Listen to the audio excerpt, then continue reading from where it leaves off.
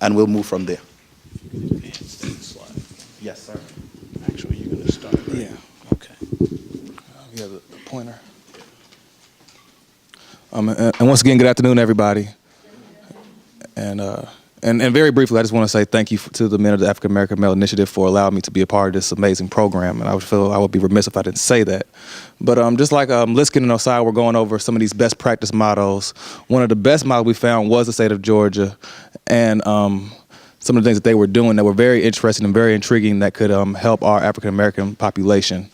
The first being the University System of Georgia established their African American Male Initiative to increase the number of African American males enrolled in the state's colleges and universities, really trying to target this group who have historically been underrepresented on college campuses and universities, and making sure that they are actually there in these universities, in these classrooms.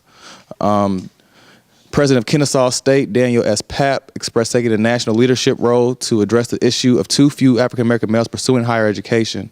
This was very important for the fact that we don't necessarily see people talking to these issues. We know that retention is down. We see the numbers, we see the data, we see the statistics, but do we really have key people talking about these issues and bringing them to the forefront on an actual national scale that has the ability to do something about that issue and not just being empty rhetoric? Key goal is to make a strong commitment to diversity as an integral element of the university's mission. So actually defining what diversity is, not just making it a bullet on a piece of paper, but really defining what do we mean by diversity? What does it mean to have a diverse campus? How do we implement practices and goals that will achieve that goal? And since then, since 6 years ago, the enrollment of black males in the university system has increased almost 24.5%, or almost 1/4. And I'm going to let Joe go ahead and go into the next part of the presentation. The awesome thing about the state of Georgia is not only is it individual institutions who are taking on this mission to increase the number of African American males graduating, but it's the actual state. The state legislator has taken on the responsibility of, or the obligation of appropriating funds to be spread across all of the public institutions, whether it's four-year institutions or two-year junior colleges.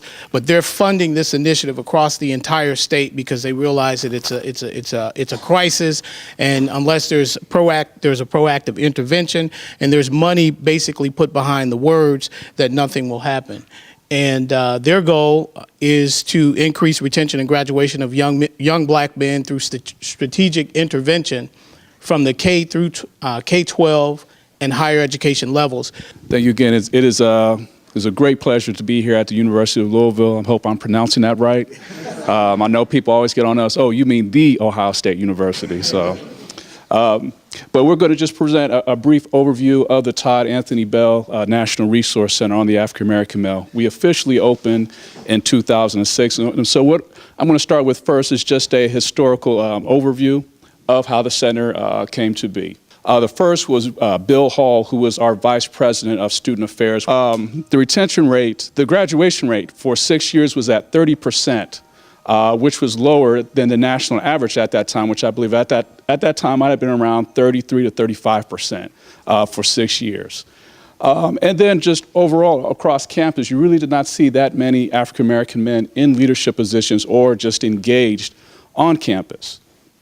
And so in addition to starting a Black Male Initiative where we were able to get, just like you have this group of men here, and from that data we came up with a list of recommendations.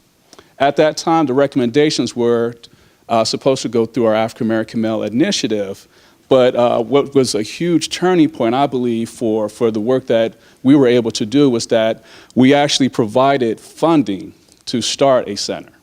And so having the initiative was great, but we looked at it as just a start. Being able to have a freestanding center with staff who would be dedicated to implementing these measures was highly important and much more effective for us in regards to getting the results that we currently have right now and that we're working towards. And we decided to honor him by naming the center after him. So that's why it is named the Todd Bell National Resource Center. And we also expanded our scope. We want a lot of our focus and a lot of our practice is on higher education and African American males, but we wanted to look at pipeline issues, just like with what you have in Georgia. We wanted to look at pipeline issues, and we wanted to expand the scope to look at cradle to grave issues. All right, so taking a look at the organizational structure of the Bell Resource Center, one thing, our office is now called the Office of Diversity and Inclusion. We were once formerly known as the Office of Minority Affairs. And I think it's key to show that we're definitely underneath the umbrella of the Academic Affairs Unit. Looking at this organizational chart, you'll notice that we have a relationship with the other departments that the Office of Diversity and Inclusion houses. So we have pre-entry programs, including Upward Bound, as well as the Young Scholars Program, where they reach into the communities, middle school as well as high school levels, just engaging those students to have them think about college. We have our Hale Black Cultural Center, where we work closely with the staff there. The center is one of the #1 employers of work-study students on our campus, as well as student organizations use the space there to have student organizational meetings, executive board meetings, host programs. There's faculty and staff also use this place to teach some of their classes. And so this is a list of some of the major programs that we have, as well as initiatives on campus. One program that I want to highlight that we did not include in going into specific detail is our Bell Doctoral Fellows program. A lot of our work has been focused on undergraduate students, but we also thought it is equally important to make sure that we focus on our African American male graduate and professional students on campus as well, to make sure that they feel that they have an environment to develop academically and to grow professionally. And so with our Bell Doctoral Fellows program, we work with doctoral students who are interested in working with us regarding their research, and they have an opportunity to publish, as well to go to national conferences to present, going through our doctoral program, as well as professional development opportunities where we invite scholars to campus, Dr. Sujay. So hopefully we'll see you soon. A couple of the initiatives that I really want to focus on at this time is #1, of course, our early arrival program, which you'll get some more information about University of Louisville's early arrival program, our Leadership Institute, our African American Male Retreat, and just engagement and peer support, and how that looks for us at the Bell Resource Center.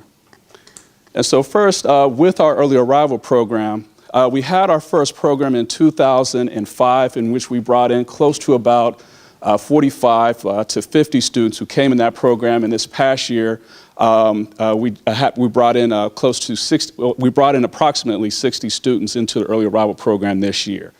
This was one of the top recommendations that came out of the qualitative study that we had with students in regards to finding some type of way of engaging students before they came to campus, and making sure that they know about these resources, and building relationships with faculty, staff, and current students. And I feel that with the program, I think they're kind of blown away a little bit in regards to the enthusiasm that our returning students have as volunteers of the program. The students got together, and a student organization was birthed out of the African American Male Retreat.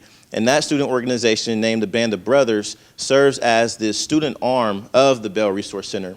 And so a lot of times we, as the office, we're not able to engage every African American male that comes to the university. And so the Band of Brothers plays a key role in the programs and the programming that they conduct throughout the year. During the winter quarter, these students, we sat down and we went through this curriculum, and we had faculty and staff across the university that served as professors for the Leadership Institute, teaching a certain topic. And once you have gone through the entire process, the class part, students have to show that they mastered these competencies. So written, oral communication. We haven't had that before in regards to having African American men actually kind of step out and outside of the box regarding leadership roles like that. We've also had a couple of guys from the Leadership Institute who serve in undergraduate student government. And what was key about that is just recently our Band of Brothers student organization was able to fund a trip to New Orleans to do some community service work. They were able to obtain the funding through the help of some of the guys who are in undergraduate student government. And so we feel this all has a direct relationship to providing a great culture for our African American men on campus. The other piece is engagement. And so a couple of people I really want to just kind of highlight. One of the first students I had the opportunity to work with was Richard Nichols. And so when we first opened our office, one of the great things that we had access to was data. We had data on all the African American males on campus. We knew the students who were doing well. We also knew the students who were not doing well. In getting in contact with Richard Nichols, he pretty much had one foot in the university and one foot out of the university. But by being able to work with him on a weekly basis, we were able to get him to some internships. We had an opportunity working with our athletic director for some mentoring opportunities. And now Richard has graduated. He has graduated, whereas before, if we didn't have a center in place and we didn't have the staff who could do this intrusive type of academic coaching and monitoring, people like Richard would have fell through the cracks. But it's not just for students who are low performing. We also have to nurture our students who are performing at excellent levels. We want to be able to produce a Rhodes Scholar who comes out of the Resource Center. And with that, we have to monitor early students who are performing exceptional. We have a program on campus called the Collegium. Probably some of the people we receive the most pressure from on campus are African American female students. When they see us in the Hale Black Cultural Center, they always ask us, well, when are we going to get an African American female resource center? And they've also been able to model some of the programming that we've been able to do as well. And so for us, this is definitely a way of kind of showing the impact of having a university who has a top-down approach, who commits resources, and kind of puts their money where their mouth is, in regards to allocating resources to look at the challenges of retention and graduation.